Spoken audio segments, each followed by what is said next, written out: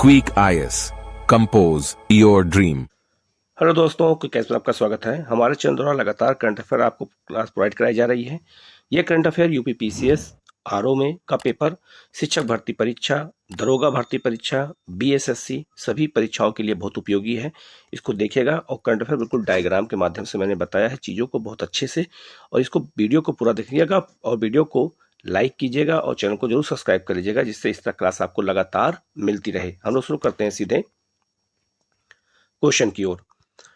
यहाँ पहला है, एक राष्ट्र एक चुनाव पर समिति गठित। आपसे क्वेश्चन पूछा जाएगा कि एक राष्ट्र के लिए एक चुनाव की जो पद्धति अपनाने की बात की जा रही है, तो उसके लिए एक समिति बनाई गई है। उस समिति का नाम क्या है और किसकी अध्यक्षता में बनाई गई है? तो याद रखना, जो हमारे देश के भूतपूर्व राष्ट्रपति थे रामनाथ कोविंद, यही इस समिति के अध्यक्ष थे। तो आपसे क्वेश्चन पूछा जाएगा कि हाल ही में एक राष्ट्र एक चुनाव के लिए जो समिति गठित की गई थी, उसके अध्यक्ष कौन है? तो पूर्व राष्ट्रपति कौन है? रामनाथ कोविंद हैं। ठीक है, तो याद रखना, इसको केंद्र सरकार ने गठित किया है और ये पता लगाने के लिए गठित किया है कि वन नेशन वन इलेक्शन की संभावना भारत में बन सकती है या नहीं बन सकती है। तो ये क्वेश्चन आपसे एग्जाम में पूछा जाएगा कि उसके अध्यक्ष कौन है, क्योंकि बहुत इंपॉर्टेंट है, तो इसको अच्छे से आप देख लीजिएगा। दूसरी न्यूज है माया ऑपरेटिंग सिस्टम। आपसे पूछा जाएगा कि माया ऑपरेटिंग सिस्टम क्या है, किसने शुरू किया है? तो याद रखना, ये रक्षा मंत्रालय ने शुरू किया है। ये स्वदेशी रूप से विकसित ऑपरेटिंग सिस्टम माया ओएस जो है, साइबर हमलों के खिलाफ कंप्यूटर सिस्टम को मजबूत करने के लिए केंद्रीय रक्षा मंत्रालय द्वारा या इसको शुरू किया गया है। तो दो चीजें याद रखना इसमें कि माया ऑपरेटिंग सिस्टम किसने शुरू किया है, तो रक्षा मंत्रालय ने। क्यों शुरू किया है? तो साइबर हमलों के खिलाफ कंप्यूटर सिस्टम को मजबूत करने के लिए, कि जिससे रक्षा मंत्रालय या किसी अन्य मंत्रालय का जो है कोई भी सिस्टम हैक ना होने पाए और वो जो है बना रहे, मजबूती उसकी बनी रहे और गोपनीयता बनी रहे। तो याद रखना, माया ऑपरेटिंग सिस्टम बहुत महत्वपूर्ण है। ये क्वेश्चन एग्जाम में आपसे पूछा जाएगा। ठीक है। तीसरा है बिहार का राइनो टास्क फोर्स। बिहार सरकार ने गैंडों के संरक्षण के लिए ये शुरू किया है। तो आपसे पूछा जाएगा कि राइनो टास्क फोर्स की शुरुआत किस राज्य ने किया है? तो बताना है बिहार ने किया है। कहाँ पे किया है? तो वाल्मीकि बाघ रिजर्व केंद्र में ही जो है राष्ट्रीय गैंडा संरक्षण रणनीति के तहत जो है राइनो को जो है टास्क फोर्स बनाया गया संरक्षण के लिए। तो ये क्वेश्चन एग्जाम में आपसे पूछा जाएगा। और वाल्मीकि टाइगर रिजर्व बिहार का एकमात्र टाइगर रिजर्व है जो पश्चिमी चंपारण में स्थित है। ठीक है, तो इसका आंसर अगर आपसे पूछा जाए तो आपको ऐसे ही देना है। नेक्स्ट है आपका ऑपरेशन ध्वस्त क्या है?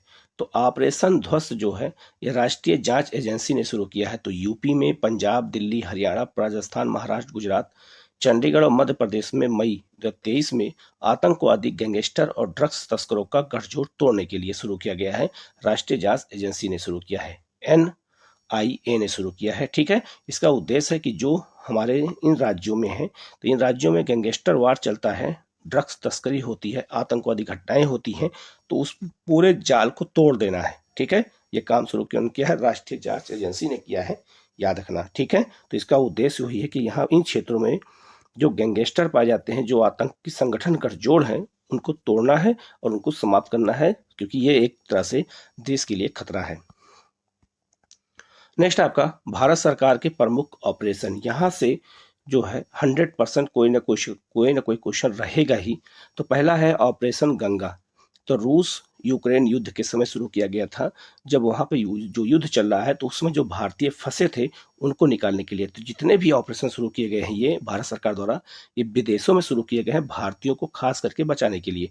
तो ऑपरेशन गंगा अगर पूछा जाए तो बहुत महत्वपूर्ण है। तो रूस यूक्रेन युद्ध के समय बचाने के लिए भारतीयों को वहां से जो है स्वदेश लाया गया था, सुरक्षित तरीके से निकाल करके। तो ये क्वेश्चन आपसे पूछा जाएगा। तो यूक्रेन से निकाला गया, ये भी याद रखना, रसिया से नहीं लाया गया, यूक्रेन से लोगों को बचा के लाया गया है, ये आपको याद रखना है। ठीक है, दूसरा है आपका ऑपरेशन दोस्त। तुर्की और सीरिया में भूकंप आया था। तो जो तुर्की सीरिया में भूकंप आया था, तो उस भूकंप दौरान बहुत ज्यादा नुकसान हुआ था। तो भारत सरकार ने जो है ऑपरेशन दोस्त के तहत उसकी मदद की थी, खाद्य सामग्री पहुंचाई थी और सेना के जवान NDRF की टीम गई थी और लोगों को वहां बचाया था। ऑपरेशन अजय क्या है? इजराइल हमास संघर्ष के समय, अभी जो है इजराइल और हमास के बीच जो संघर्ष चल रहा है, तो वहां इजराइल से लोगों को जो निकाला गया था उसका नाम दिया गया था ऑपरेशन अजय, नाम दिया गया। ऑपरेशन कावेरी, सूडान में गृह युद्ध, अफ्रीका का एक देश है सूडान जो है, और वहां पे गृह युद्ध शुरू हो गया था, तो वहां बहुत सारे भारतीय काम कर रहे थे, तो उनको सुरक्षित निकाला गया, तो ऑपरेशन कावेरी के तहत। ऑपरेशन करुणा, म्यांमार में चक्रवात आया था, तो बहुत सारे लोग वहां फंसे थे, तो भारत सरकार ने मानवीयता के आधार पर ऑपरेशन करुणा चलाया और वहां लोगों को बचा लिया। ऑपरेशन देवी शक्ति, तालिबान संघर्ष के समय जब तालिबान ने अफगानिस्तान पर कब्जा किया, तो वहां सारे भारतीयों को भारत सरकार ने सुरक्षित निकाल लिया ऑपरेशन देवी शक्ति के माध्यम से। तो ये कुछ प्रमुख ऑपरेशन है, यहाँ कोई ना कोई क्वेश्चन आपसे पूछा जाएगा, इसको अच्छे से आप लोग जरूर देख लीजिएगा। हील इन इंडिया पहल, आपसे पूछा जाएगा हील इन इंडिया पहल कौन शुरू किया है? तो इसकी जो शुरुआत हुई है, याद रखना, भारत सरकार की एक पहल है जिसका उद्देश्य है देश में चिकित्सा पर्यटन को बढ़ावा देना। इस पहल का नेतृत्व स्वास्थ्य और परिवार कल्याण मंत्रालय और आयुष मंत्रालय कर रहा है। तो 2 मंत्रालय ने शुरू किया है। चिकित्सा पर्यटन को बढ़ावा देने के लिए हील इन इंडिया पहल शुरू की गई है। तो ये भी क्वेश्चन बहुत महत्वपूर्ण है, और पहल वह जो शुरू होती है, कोई अभियान शुरू होता है, तो वहां से क्वेश्चन हमेशा पूछा ही जाता है, तो इसको आप अच्छे से देख लीजिएगा। नेक्स्ट है आपका बंसधरा नदी जल विवाद। ये विवाद काफी चर्चा कर रहा है, तो आपसे पूछा जा सकता है कि हाल ही में बंसधरा नदी जल विवाद किन राज्यों के बीच है? तो आंध्र प्रदेश और उड़ीसा के बीच। तो आंध्र प्रदेश उड़ीसा के बीच में बंसधारा नदी पर, बंसधारा नहीं है, बंसधरा नदी है को लेकर के विवाद हुआ है, और ये वर्तमान में विवाद चल रहा है। ये आपका लोकेशन है नदी का, आप ये देख सकते हैं, और इसको याद रखिएगा, ये नदी किन दो मतलब कहाँ बहती है? तो ये आंध्र प्रदेश उड़ीसा में बहती है, और इसको लेकर के दोनों राज्यों के बीच विवाद है, तो यहाँ से क्वेश्चन आपसे पूछा जा सकता है। ठीक है। दूसरा है आपका महादायी जल विवाद। तो महादायी जल विवाद किन राज्यों के बीच है? तो 3 राज्यों के बीच है, गोवा, कर्नाटक और महाराष्ट्र। यहाँ महादायी नदी बहती है, आप ये महादायी नदी का लोकेशन देख सकते हैं, और ये गोवा है आपका, ये कर्नाटक है, और ये आपका महाराष्ट्र है। तो ये पूरा क्षेत्र में जो है आप नदी बहती है, महाराष्ट्र है, ये आपका कर्नाटक है। ठीक है। तो ये पूरे क्षेत्र में जो है नदी बहती है आपका महादायी नदी, और यह कर्नाटक से निकल करके इसका अपवाह तंत्र कहाँ है? महाराष्ट्र में भी है, और ये गोवा से होते हुए बहती है। तो जल को लेकर के तीनों राज्यों के बीच विवाद है, गोवा, कर्नाटक और महाराष्ट्र के बीच। तो आपको ये क्वेश्चन याद रखना है। तो नदी जल विवाद जो बहुत हाल में रहे हैं, उसको से जुड़े हुए मैंने आपको बता दिया, इसको अच्छे से जरूर देखिएगा, अगर क्वेश्चन आए तो गलत ना होने पाए। काला सागर अनाज समझौता, काला सागर कहाँ है? यूरोप और एशिया को जोड़ता है। तो काला सागर के पास ये जो है यूक्रेन और रसिया दोनों की सीमा लगती है। तो काला सागर अनाज समझौता युद्ध के दौरान अभी हुआ है। तो पूछा जाएगा आपसे कि काला सागर अनाज समझौता किन देशों के बीच हुआ है? तो रूस और यूक्रेन के बीच हुआ है। किस मध्यस्थता किसने कराया है? तो संयुक्त राष्ट्र ने और तुर्की ने कराया है। क्यों कराया है? तो यूक्रेन को काला सागर में स्थित अपने बंदरगाहों, कौन कौन से बंदरगाह? चोकोमार्क, ओडेसा और जो है प्यूडेबी और यानजी अनाज निर्यात में सक्षम बनाना। तो यहाँ काला सागर में जो अनाज जाएगा उसको लेकर के समझौता हुआ है कि अनाज के जो बंदरगाह के अनाज जहाँ रखे जाएंगे उस पर हमला नहीं किया जाएगा। तो काला सागर अनाज समझौता बहुत चर्चा में रहा है, रूस यूक्रेन के बीच हुआ है। तो आपसे ये क्वेश्चन बन सकता है, पूछा जा सकता है। ठीक है। और चर्चा में कैसे आ गया? तो हाल ही में रूस इस समझौते से अलग हो गया। तो समझौता तोड़ दिया किसने? रूस ने। ये क्वेश्चन और इंपॉर्टेंट बन जाता है, आपसे पूछा जाएगा। नेक्स्ट है आपका भूजल योजनाओं में अग्रणी राज्य। पूछा जाएगा कि सबसे अधिक भूजल जो है ग्राउंड वाटर किस राज्य में है? तो उत्तर प्रदेश में, फिर महाराष्ट्र में, फिर मध्य प्रदेश में। सतही जल में सबसे ऊपर कौन है? तो महाराष्ट्र, कर्नाटक और तेलंगाना। ठीक है। तो सबसे अधिक भौम जल उत्तर प्रदेश में है। यह भी क्वेश्चन रिपोर्ट आई थी, नीति आयोग की रिपोर्ट थी, तो ये आपसे पूछा जा सकता है। ठीक है। अब हम बात कर लेते हैं 2023 में प्राप्त होने वाले भारत सरकार के लक्ष्य। कौन कौन से ऐसे लक्ष्य हैं जो भारत सरकार के हैं 2023 में पूरे होने वाले हैं? तो ये बहुत महत्वपूर्ण है। पहला है काला जार को पूरी तरह समाप्त करने का लक्ष्य 2023 में रखा गया है, जबकि WHO ने यह लक्ष्य 2030 में रखा है। ठीक है। तो काला जार एक बीमारी है, उसको समाप्त करने के लिए 2023 में लक्ष्य रखा है। तो ये क्वेश्चन अभी पूछा जा सकता है क्योंकि 23 समाप्त हो रहा है। दूसरा है उर्वरक क्षेत्र में आत्मनिर्भर बनने का लक्ष्य। तो उर्वरक क्षेत्र में आत्मनिर्भर बनने का लक्ष्य रखा गया है 2023 में। ये क्वेश्चन आपसे पूछा जा सकता है। रेलवे को ब्रॉड गेज रूट 100% विद्युतीकरण करने का लक्ष्य रखा गया है 2023 2023। तो विद्युतीकरण करने का लक्ष्य रखा गया है रेलवे को पूरी तरह से 2023 में। यह भी आपसे पूछा जा सकता है। पूर्वोत्तर के सभी राज्यों की राजधानियों को रेल नेटवर्क से जोड़ना है 2023 में। यह भी क्वेश्चन अपने आप में बहुत महत्वपूर्ण है, तो इसको भी आप लोग देख लीजिएगा। अब आते हैं 2024 में प्राप्त होने वाले प्रमुख लक्ष्य कौन कौन से हैं। तो 2024 में प्राप्त करने वाले लक्ष्य हैं सबके लिए आवास मुहैया कराना। पहले लक्ष्य 22 में था, अब ये 24 हो गया है। तो सबको घर उपलब्ध कराना है 2024 तक। डिजिटल रेडियो लॉन्च करने का लक्ष्य रखा गया है 2024 तक। हर घर नेक्स्ट है आपका हर घर में नल से जल या स्वच्छ जल की आपूर्ति 2024 में कराना है। कृषि में शून्य डीजल उपयोग तथा नवीकरणीय ऊर्जा के इस्तेमाल को का लक्ष्य रखा गया है 2024 में। सड़क दुर्घटनाओं में होने वाली मौतों को 50% तक कम करने का लक्ष्य रखा गया है 2024 में। जो टारगेट रखे गए हैं लगातार वो भी एग्जाम में आपसे पूछे जाएंगे, ठीक है। 2030 के प्राप्त होने वाले लक्ष्य कौन कौन से हैं। तो पहला है भारत से पूर्ण रूप से मलेरिया उन्मूलन करना है 2000 कब तक, 2000 याद रखना 2030 तक, ठीक है। दूसरा HIV एड्स को समाप्त करने का लक्ष्य रखा गया 2030। तो दो बड़ी बीमारियों को समाप्त करने का लक्ष्य जो रखा गया है, एक एड्स को और एक मलेरिया को 2030 तक। कुल कार्बन उत्सर्जन में 1 अरब टन की कमी करना है। 500 गीगावाट अक्षय ऊर्जा प्राप्त करने का लक्ष्य रखा गया है। 280 गीगावाट सौर ऊर्जा प्राप्त करने का लक्ष्य रखा गया है। और याद रखना 100 मीट्रिक टन कोयला गैसीकरण प्राप्त करने का लक्ष्य रखा गया है। ये 2037 में रखे गए हैं। ये भी अपने आप में बहुत महत्वपूर्ण है। इसमें मेन याद रखना आपको दो बीमारी है जिसको समाप्त करने का लक्ष्य रखा गया है, एक मलेरिया और एक एड्स को। तो ये आपको याद रखना है 30 में। 2025 के जो लक्ष्य रखे गए हैं कौन कौन से रखे गए हैं। तो भारतीय अर्थव्यवस्था को $5 ट्रिलियन इकोनॉमी बनाने का लक्ष्य रखा गया है। तो याद रखना ये कब रखा गया है, तो 2025 में। और 24 में अभी 2023 में अभी 4 ट्रिलियन की अर्थव्यवस्था हो चुकी है। तो 25 में इसको प्राप्त करना है। तो ये चर्चा का विषय पूछा जा सकता है। दूसरा है भारतीय अर्थव्यवस्था को $1 ट्रिलियन की डिजिटल इकोनॉमी बनाने का लक्ष्य रखा गया। डिजिटल मतलब हो गया कि ऑनलाइन लेन देन करना है, तो उसमें $1 ट्रिलियन की अर्थव्यवस्था का वो भी लक्ष्य रखा गया है। सभी गांव में ऑप्टिकल फाइबर बिछाने का लक्ष्य रखा गया है। भारत को टीबी मुक्त करने का लक्ष्य रखा गया है 25 में। और पेट्रोल में इथेनॉल को 20% मिलाने का लक्ष्य रखा गया है कि पेट्रोल में जो इथेनॉल है उसको 20% मिला दिया जाए जिससे प्रदूषण की मात्रा कम हो जा सके। तो ये भी बहुत बड़ा लक्ष्य है, याद कर लेना। 2047 के कौन कौन लक्ष्य रखे गए हैं। तो भारत को विकसित देश बनाने का लक्ष्य है। तो आपसे पूछा जाएगा कि भारत को विकसित देश बनाने का लक्ष्य कब रखा गया है। तो यह रखा गया है 2047 में। दूसरा भारत को ऊर्जा स्वतंत्र या आत्मनिर्भर बनाने का लक्ष्य, मतलब कि हमारे देश में ऊर्जा को इतना स्ट्रांग कर लेना है कि हमें किसी दूसरे देश से आयात ना करना पड़े किसी प्रकार की ऊर्जा, चाहे पेट्रोलियम, प्राकृतिक गैस कुछ भी हो, कोयला कुछ भी हो। तो भारत को ऊर्जा स्वतंत्र होने का जो लक्ष्य रखा गया है 2047 से, याद रखना। पोत निर्माण में आत्मनिर्भरता हासिल करने का लक्ष्य 47 है। हाइड्रोफ्लोरोकार्बन के उपयोग को 80% तक कम करने का लक्ष्य रखा गया है 2047 तक। तो जो हाइड्रोफ्लोरोकार्बन है ये कहीं न कहीं ओजोन को भी नुकसान पहुंचाता है, ठीक है। अब यहाँ कुछ क्वेश्चन हम लोग इसको देख लेते हैं।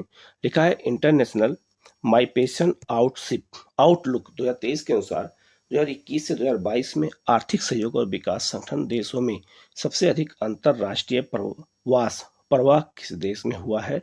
तो यह भारत में हुआ है। सबसे अधिक अंतरराष्ट्रीय प्रवास को जो हुआ है एक दूसरे देशों में जो गए हैं उसमें भारत नंबर 1 पर है। यह आपको याद रखना है। किस राज्य में पहली बार पेट ब्रश स्विफ्ट तितली की तस्वीर खींची गई है और उसका दस्तावेजीकरण किया गया है। हिमाचल प्रदेश में, ठीक है। तो एक तितली है उसका दस्तावेज बनाया गया है। नेक्स्ट है आपका विश्व पर्यटन संगठन द्वारा भारत के किस गांव को सर्वश्रेष्ठ गांव 2023 का पुरस्कार दिया गया है। तो ये आपका गुजरात के कच्छ जिले में है, धोंड्री गांव है। तो इसका आंसर हो जाएगा आपका डी, ठीक है। तो क्वेश्चन पूछा जा सकता है। रक्षा मंत्री राजनाथ सिंह ने 21 अक्टूबर 2023 को किस शहर में भारतीय सैन्य विरासत महोत्सव के पहले संस्करण का उद्घाटन किया है। तो नई दिल्ली में किया है। ये बहुत महत्वपूर्ण है, याद रखना। ये पूछा जा सकता है क्योंकि भारतीय सैन्य विरासत महोत्सव मनाया गया है। ये पहली बार मनाया जा रहा है, इसलिए ज्यादा इंपॉर्टेंट है। तो ये नई दिल्ली में हुआ है। नेक्स्ट आपका भारत में क्षेत्रीय रैपिड जो है ट्रांजिट सिस्टम के शुभारंभ के अवसर पर साहिबाबाद, ये गाजियाबाद में है, को दुहाई डिपो से जोड़ने वाली किस ट्रेन को हरी झंडी दिखाई गई है? नमो भारत रैपिड एक्स ट्रेन को। ये भारत की रैपिड जो है पहली जो ट्रेन है, ये दिल्ली से मेरठ को जोड़ रही है, तो याद रखना इसका नाम नमो भारत रखा गया। मैंने इसको पहले भी बताया था, याद रखना। नेक्स्ट है आपका 18 अक्टूबर 2023 को राष्ट्रपति द्रौपदी मुर्मू ने किस राज्य के चतुर्थ कृषि रोड मैप का शुभारंभ किया है? तो बिहार के। तो बिहार में शुरू किया गया है चतुर्थ कृषि रोड मैप। तो ये क्वेश्चन पूछा जा सकता है। और कृषि चतुर्थ मैप का जो है रोड मैप का एज मतलब वो क्या है, टाइम पीरियड क्या है? तो 2023 से 2028 है, ये भी आपको याद रखना है। नेक्स्ट है आपका ऑटोमेटेड परमानेंट एकेडमिक जो है अकाउंट रजिस्ट्री के संदर्भ में निम्नलिखित कथनों पर विचार करें। इसे शिक्षा मंत्रालय द्वारा लॉन्च किया गया है, बिल्कुल सही। APAAR के तहत प्री प्राइमरी से लेकर उच्च शिक्षा तक प्रत्येक छात्र को एक विशिष्ट पहचान पत्र संख्या मिलेगी, बिल्कुल सही है। तो इसका आंसर हो जाएगा आपका सी। ये भी बहुत महत्वपूर्ण क्वेश्चन है, ठीक है। नेक्स्ट है आपका किस मामले में सर्वोच्च न्यायालय की 5 न्यायाधीशों की संविधान पीठ ने समलैंगिक विवाह को वैध मानने से इनकार कर दिया? ये 100% क्वेश्चन आ सकता है, तो याद रखना सुप्रियो और अन्य बनाम यूनियन ऑफ इंडिया मामले में, ठीक है। तो एक तरफ भारत सरकार ने केस लड़ा और एक तरफ सुप्रियो और कुछ अन्य लोगों ने मिलकर किया था, तो वादी यही है। और याद रखना समलैंगिक विवाह को मान्यता देने के लिए सर्वोच्च न्यायालय में 5 न्यायाधीशों की पीठ बैठी थी और उसने खारिज कर दिया कि हमारे देश में समलैंगिक विवाह नहीं हो सकता है। नेक्स्ट है आपका किस संगठन ने जो है सस्ते पानी की ऊंची कीमत शीर्षक से एक रिपोर्ट जो है जारी की है? तो world wide fund for nature ने। तो इसका आंसर हो जाएगा आपका बी। नेक्स्ट है आपका नोबेल शांति पुरस्कार विजेता मार्टी आहतिसारी, जिनका हाल ही में निधन हो गया, किस देश के 10वें राष्ट्रपति थे? फिनलैंड के थे। तो इसका आंसर हो जाएगा आपका सी। नेक्स्ट आपका केरल के विहिंजाम बंदरगाह पर पहुंचने वाला पहला मालवाहक जहाज कौन सा है? तो ये आपका है जेन हुआ 15, ये चीन का है। और ये पूछा जा सकता है कि ये बंदरगाह कहां पर है? तो ये केरल में है। तो इसका आंसर हो जाएगा आपका सी।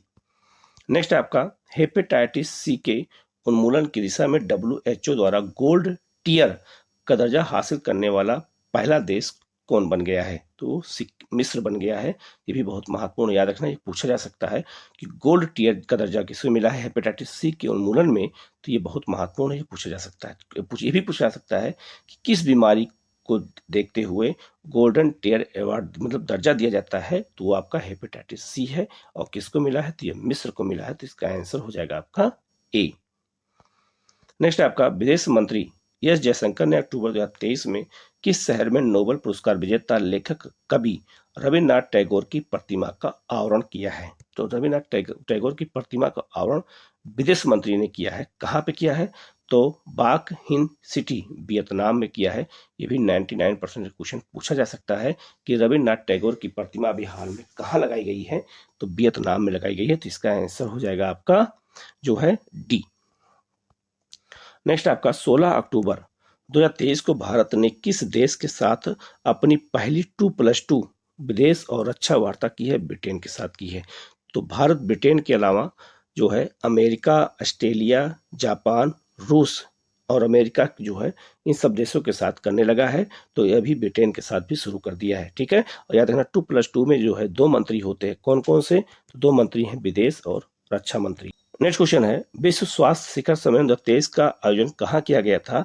जिसका थीम है, जो थीम पूछा जाता है, तो इसका थीम है a defining year for global health action. तो ये क्वेश्चन पूछा जा सकता है। तो आपका जर्मनी में हुआ है। तो इसका आंसर हो जाएगा आपका सी। नेक्स्ट क्वेश्चन है विश्व बैडमिंटन रैंकिंग में पहली रैंक हासिल करने वाली पहली भारतीय जो है युगल जोड़ी कौन बन गई है? ठीक है, तो 2 भारतीय पहली बार विश्व बैडमिंटन रैंकिंग में नंबर 1 पर हैं और भी जो है जोड़ी में है। तो आपका यह है सात्विक साईराज, रंकी रेड्डी और चिराग शेट्टी। तो इसका आंसर हो जाएगा आपका ए।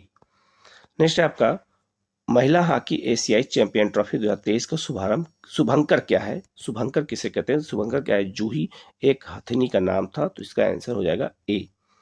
हाल ही में किस राज्य के डंपा टाइगर रिजर्व में टाड की एक नई प्रजाति खोजी गई है? मिजोरम। तो मिजोरम में ही डंपा टाइगर रिजर्व है, वहीं पे एक टाड की नई प्रजाति खोजी गई हैं। नेक्स्ट आपका चौथे पैरा एशियन गेम 2023 में भारत के ध्वजवाहक कौन थे? तो पारुल परमार और अमित सरोहा। तो इसका आंसर ए होगा।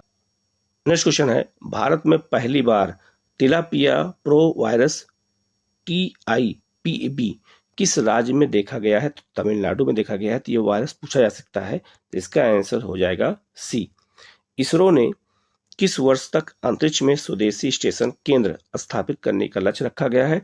2035 में। तो 2035 तक भारत में जो है अपना स्वदेशी जो है अंतरिक्ष स्टेशन होगा अंतरिक्ष में, ये भी याद रखना। और ये प्रधानमंत्री ने लक्ष्य रखा था, अर्थात दिया है। नेक्स्ट आपका निम्न में से मतलब हाल ही में नियुक्त व्यक्तियों में कौन सुमेलित है? पहला है आपका जो है, ये प्रधानमंत्री अक्सर पूछा जाता है, याद रखना। पहला है आपका जो है क्रिस्टोफर लक्सन, ये न्यूजीलैंड के प्रधानमंत्री बने हैं। डेनियल जो है नोबोआ, ये इक्वाडोर के राष्ट्रपति बने हैं। और रघुबर दास उड़ीसा के राज्यपाल बने हैं। तो इसमें से सही याद रखना, राज्यपाल भी एग्जाम में पूछे जाते हैं।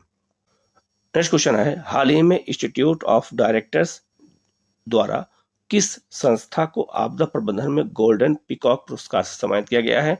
REC लिमिटेड को। तो इसका आंसर हो जाएगा आपका बी। नेक्स्ट आपका वर्ष 2023 में कौन सा देश लिम्फेटिफाइलेरियासिस रोग को समाप्त करने वाले दक्षिण पूर्व एशिया का दूसरा देश बन गया है? लाओस। तो लाओस ने भी इस बीमारी को समाप्त कर दिया है। तो क्वेश्चन पूछा जा सकता है। नेक्स्ट आपका हाल ही में यूरोपीय संसद ने किसे सखारोव पुरस्कार से सम्मानित किया है? तो इनका नाम क्या है? ऐसा अमीनी। तो इसका आंसर हो जाएगा आपका बी। भारतीय अंतरिक्ष अनुसंधान संगठन इसरो के गगनयान मिशन के पहले उड़ान परीक्षण वाहक का क्या नाम है? ये याद रखना, 100% क्वेश्चन आ सकता है। ठीक है, एबार्ट मिशन 1 TVDI नाम रखा गया है, जो पहला गगनयान को उड़ान भरेगा जो मानव रहित नहीं होगा। ठीक है। नेक्स्ट आपका किस भारतीय जहाज ने गिनी की खाड़ी में आयोजित पहले भारत यूरोपीय संघ संयुक्त नौसैन्य अभ्यास 2023 में भाग लिया? तो याद रखना, गिनी की खाड़ी कहाँ है? तो अफ्रीका के पास है। यूरोपीय संघ का संयुक्त नौसेना और भारत का पहली बार जो है अभ्यास हुआ है 2023 में। तो याद रखना, उसमें भारत का जहाज का नाम क्या है जो शामिल हुआ है? तो INS सुमेधा। तो इसका आंसर हो जाएगा आपका डी। ये भी क्वेश्चन बहुत महत्वपूर्ण है। नेक्स्ट क्वेश्चन है, ब्रिटिश अंटार्कटिका सर्वेक्षण के वैज्ञानिकों ने पहली बार अंटार्कटिका क्षेत्र में किस पक्षी में एवियन फ्लू की मौजूदगी का पता लगाया है? तो यह है आपका ब्राउन स्कुआ। ये भी एक जो है पक्षी है, आप इसका जो यहाँ पे पिक भी दे सकते हैं। और ये जो है ब्रिटिश वैज्ञानिकों ने इसका पता लगाया है कि ये जो है एवियन फ्लू से बीमार है। तो ये भी बहुत महत्वपूर्ण है, पूछा जा सकता है। नेक्स्ट आपका 3 बेसिन जैव विविधता पारिस्थितिकी तंत्र और उष्णकटिबंधीय वन शिखर सम्मेलन 2023 का जो है मेजबान शहर कौन सा है? तो ये आपका है बेजाबिले। तो ये बहुत महत्वपूर्ण है, ये पूछा जा सकता है, याद रखना। नेक्स्ट क्वेश्चन है, इंडिया मोबाइल कांग्रेस 2023 के संदर्भ में निम्नलिखित कथनों पर विचार कीजिए। पहला ऑप्शन है, यह इंडिया मोबाइल कांग्रेस का 7वां संस्करण है। था, बिल्कुल सही। यह बंगलुरु में आयोजित किया गया था? नहीं, ये नई दिल्ली में आयोजित किया गया था। तो इसका आंसर केवल एक होगा, क्योंकि यह सही पूछा जा रहा है। तो इस तरह के करंट अफेयर के क्वेश्चन भी अब आने लगे हैं। ठीक है। नेक्स्ट क्वेश्चन बहुत महत्वपूर्ण है, किस देश के द्वारा घोस्ट पार्टिकल या न्यूट्रिनो नामक जो है एल्यूसिव पार्टिकल का पता लगाने के लिए पश्चिमी प्रशांत महासागर में डाइट्रेड नामक दुनिया का सबसे बड़ा न्यूट्रिनो डिटेक्टिंग टेलीस्कोप का निर्माण किया जा रहा है? तो चीन के द्वारा। तो क्वेश्चन बहुत ही महत्वपूर्ण, काफी चर्चा में है, तो पूछा जा सकता है। नेक्स्ट आपका निम्नलिखित में से किस कंपनी द्वारा भारत का पहला गैसोलीन और डीजल रेफ्रेश ईंधन लॉन्च किया गया है? इंडियन ऑयल के द्वारा। तो भी 99% क्वेश्चन आ सकता है, क्योंकि ये भी चर्चा में काफी रहा है। नेक्स्ट है आपका इफको द्वारा किस शहर में भारत के पहले नैनो DAP तरल संयंत्र का उद्घाटन किया गया है? गांधीनगर में, अमित शाह ने किया था। तो ये क्वेश्चन आ सकता है, बहुत महत्वपूर्ण है ये। नेक्स्ट है आपका किस राज्य सरकार ने आजादी के पहले स्थापित राज्य के सभी सरकारी स्कूलों को हेरिटेज स्कूल घोषित करने की घोषणा की है? अरुणाचल प्रदेश। तो आजादी के पहले जितने भी स्कूल राज्य में थे सबको हेरिटेज स्कूल मतलब विरासत स्कूल घोषित किया जा रहा है अरुणाचल प्रदेश द्वारा। ये भी क्वेश्चन 99% उम्मीद है आ सकता है। नेक्स्ट है आपका हाल ही में किस देश के प्रथम राष्ट्रपति मिसिया जो है स्त्रेगुर का निधन हो गया है, तो जो है मोल्डोवा के, तो ये आपका क्वेश्चन ये भी पूछा सकता है। नेक्स्ट आपका US India strategic partnership forum द्वारा किसे प्रतिष्ठित ग्लोबल लीडरशिप अवार्ड 2023 प्रदान किया गया है? नीता अंबानी को दिया गया है लीडरशिप अवार्ड, ये बहुत ही महत्वपूर्ण है, याद रखिएगा। नेक्स्ट है आपका अल्बानिया की राजधानी तिराना में आयोजित अंडर 23 विश्व कुश्ती चैंपियनशिप में स्वर्ण पदक जीतने वाली भारत की पहली महिला खिलाड़ी कौन बन गई हैं? रितिका हुड्डा। ये क्वेश्चन बहुत इंपॉर्टेंट है, ये क्वेश्चन पूछा जा सकता है क्योंकि चर्चा में ये भी रहा है। नेक्स्ट आपका हाल ही में हुए निधन के संबंध में कौन सुमेलित है? पहला है बाबा महाराज जो है सातारकर, ये जो है याद रखना बरकरी संप्रदाय के थे, कीर्तनकार थे, इनका निधन हुआ है, बिल्कुल सही। प्रोफेसर सलीमुल हक जलवायु परिवर्तन विशेषज्ञ थे, और बिशन सिंह बेदी एक भारतीय क्रिकेटर थे, तो इसका आंसर हो जाएगा डी। इन सभी अपने अपने क्षेत्र में थे और इनकी अभी डेथ हुई है, तो एक क्वेश्चन बन सकता है। एशियाई पैरा खेल 2023 के संबंध कथनों पर विचार कीजिए। तो एशियाई पैरा खेल कहते हैं जो दिव्यांगों खेल होता है। तो पहला है इसका आयोजन चीन के जो है हांगझोउ में किया जा रहा है, बिल्कुल सही। भारतीय पैरा बैडमिंटन खिलाड़ी प्रमोद भगत ने स्वर्ण पदक जीता है, बिल्कुल सही।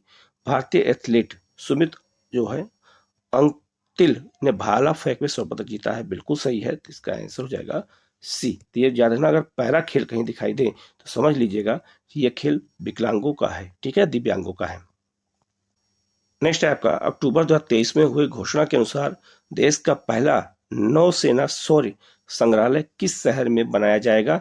99% क्वेश्चन एग्जाम में आ सकता है, लखनऊ उत्तर प्रदेश में, तो इसका आंसर हो जाएगा सी। हाल ही में जो है जूनिपर वृक्ष याद रखना, ये हिमालय में होता है, को किस केंद्र शासित प्रदेश का राज्य वृक्ष घोषित किया गया है?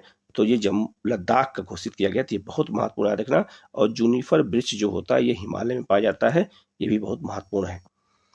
प्रथम जनजातीय खेल महोत्सव का आयोजन किस राज्य में किया गया है? ये उड़ीसा में किया गया है। प्रथम जनजातीय खेल महोत्सव पहला हो रहा है, तो 99% उम्मीद है ये क्वेश्चन आपको एग्जाम में मिल सकता है।